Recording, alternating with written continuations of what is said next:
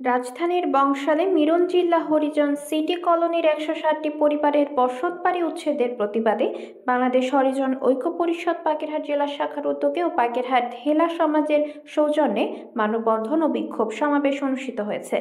সোমবার বিকেল 4:30টার দিকে বাগেরহাট প্রেস ক্লাবের সামনে এটি অনুষ্ঠিত হয়। বাংলাদেশ হরিজন ঐক্য পরিষদ বাগেরহাট জেলা সভাপতি মুন্না লাল জমাদ্দারের সভাপতিত্বে বক্তব্য রাখেন সাধারণ সম্পাদক মানিক লাল জমাদ্দার, শান্তি রানী জমাদ্দার, স্বপ্না রানী দাস, সেতারা রানী হেলা, তপতি রানী হেলা, শিপন হেলা, বাবু দাস, জাকি হেলা প্রমুখ।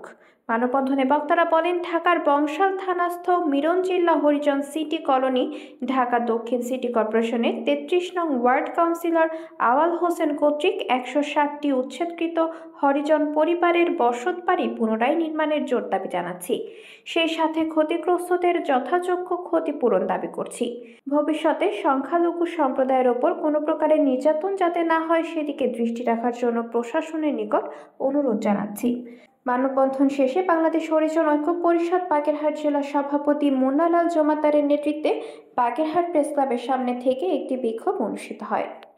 আমাদের এতটুকু দাবি যেন আমাদের হরিজন যেমন আগাগোড়া যেমন ভালো ছিলাম, ব্রিটিশ আমল থেকে ভালো ছিলাম, আমাদের হরিজন সম্প্রদায়ের লোক আমরা যত সময় আমাদের জেলা হরিজন পল্লী বিনা নোটিশে ভাঙচুর উচ্ছেদ।